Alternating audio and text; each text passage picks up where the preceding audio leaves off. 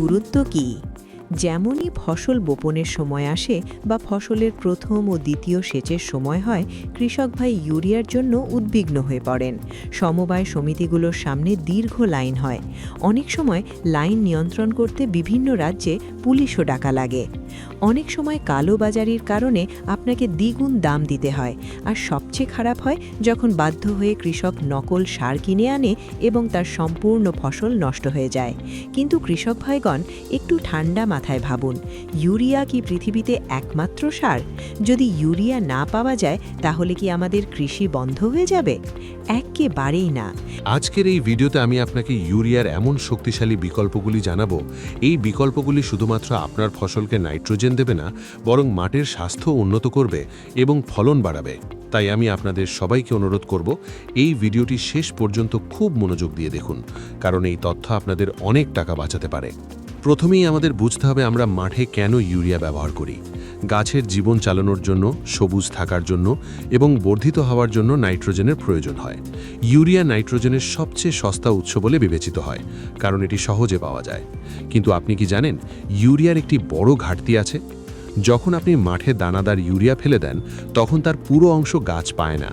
বৈজ্ঞানিক গবেষণায় দেখা গেছে, ইউরিয়ার মাত্র 30-40% অংশই গাছ ব্যবহার করতে পারে।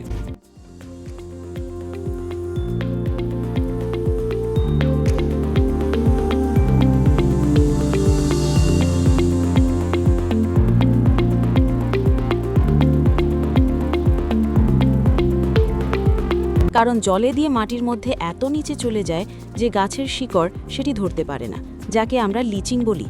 অর্থাৎ আপনি যা 100 টাকা খরচ করেন তার থেকে 70 টাকা নষ্ট হয়ে যায়। তাই বাজারে ইউরিয়া না পাওয়া গেলে আপনার কি করা উচিত হবে? তবে একটি সুযোগ আছে কিন্তু, যদি আমরা ইউরিয়ার থেকে উন্নত এবং আধুনিক বিকল্পগুলির দিকে এগিয়ে যাই। প্রথমে কথা বলে নিই সেই বিকল্পের, যা শুধুমাত্র ইউরিয়ার ঘাটতি পূরণ করে না, বরং ফসলকে সম্পূর্ণ পুষ্টি দেয়।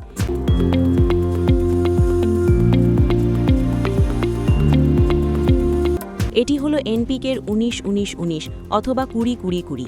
অনেক সময় কৃষক ভাই এটি কেবল একটি টনিক মনে করেন, কিন্তু ইউরিয়া না পাওয়া গেলে এটি জীবনী শক্তির কাজ করে। এটি জলেতে পুরোপুরি দ্রবণীয় সার। এখন আপনি ভাবছেন এটি ইউরিয়ার থেকে কিভাবে ভালো? দেখুন, ইউরিয়াতে শুধুমাত্র নাইট্রোজেন থাকে। যদি আপনার ফসল দুর্বল হয়, হলদে পড়ছে এবং ইউরিয়া না পাওয়া যায়, তাহলে বাজার থেকে 1 কেজির এনপিকে 19-19-19 অথবা 20-20-20 প্যাকেট নিয়ে আসুন। এই 1 কেজি সার 150 থেকে 200 লিটার জলে মিশিয়ে আপনার 1 একর ফসলের ওপর স্প্রে করুন। এই স্প্রে গাছকে দ্রুত শক্তি দেয়। নাইট্রোজেন থেকে সবুজ হবে, ফসফরাস থেকে শিকড়ের বৃদ্ধি হবে যাতে গাছ মাটি থেকে আরও পুষ্টি নিতে পারে, এবং পটাশ গাছকে রোগের বিরুদ্ধে লড়াই করার ক্ষমতা দেবে এবং ডালকে মজবুত করবে। তাই ইউরিয়ার জন্য লাইনে দাঁড়ানোর চেয়ে ভালো এটি স্প্রে করুন।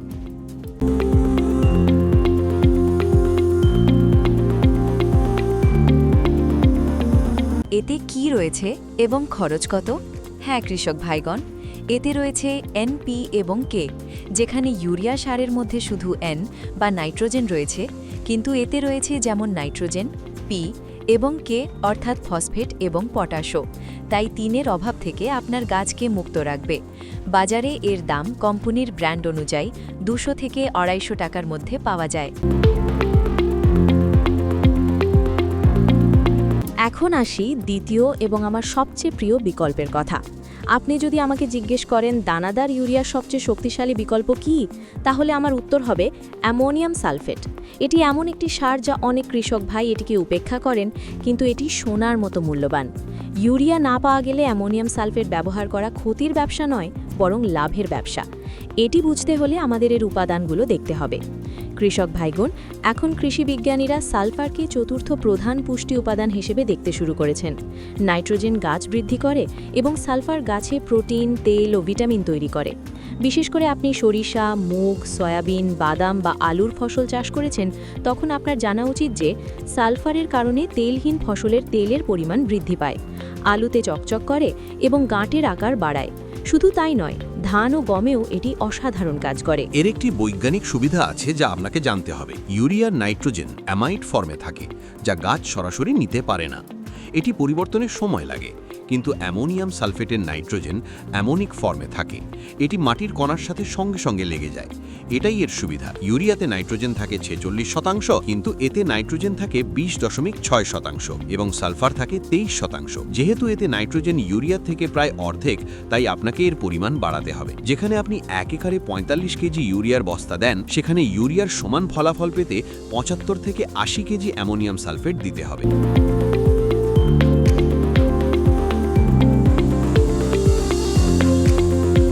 দ্বিতীয় চমৎকার বিকল্প হল কৃষক সার।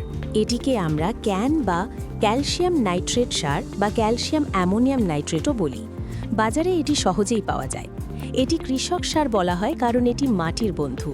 ধারাবাহিক ইউরিয়া ব্যবহারে আমাদের ক্ষেতের মাটি অ্যাসিডিক হয়ে যাচ্ছে, মাটি শক্ত হচ্ছে, কিন্তু ক্যান সারের প্রকৃতি নিরপেক্ষ, এটি মাটিকে ক্ষয় করে না। আপনি ক্যান সার ব্যবহার করুন, এতে 25% নাইট্রোজেন থাকে, কিন্তু সবচেয়ে বিশেষ বিষয় হল এতে 18.5% ক্যালসিয়াম থাকে।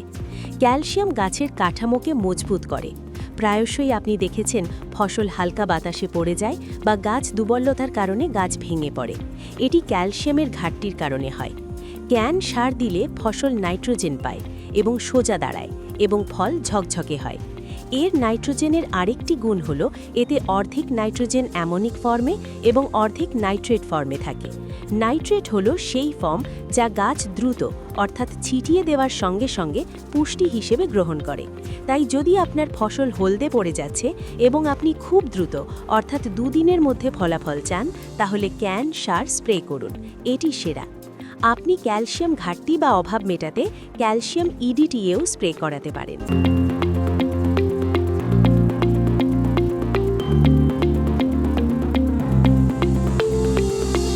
এখন কথা বলি সেই বিকল্পের যা আজকাল সরকার ও বিজ্ঞান উভয়েরই প্রথম পছন্দ হয়েছে।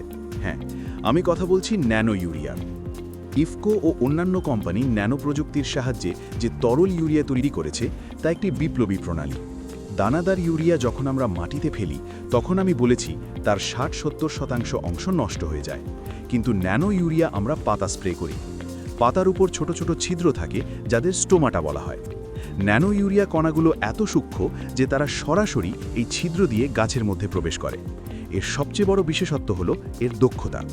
যেখানে দানাদার ইউরিয়া 40% কার্যকর, সেখানে ন্যানো ইউরিয়া 80 থেকে 90% কার্যকর। যদি বাজারে ইউরিয়ার বস্তা না পাওয়া যায়, তবে আপনি 2-4 মিলিলিটার ন্যানো ইউরিয়া 1 লিটার জলেতে মিশিয়ে নিন। যদি আপনার কাছে 15 লিটার পাম্প থাকে, তাহলে তাতে প্রায় 50-60 মিলিলিটার ন্যানো ইউরিয়া ঢালুন। 1 একর ক্ষেতের জন্য প্রায় 500 মিলিলিটার অর্থাৎ 1 বোতলের প্রয়োজন হবে। ধন্যবাদ সকলকে।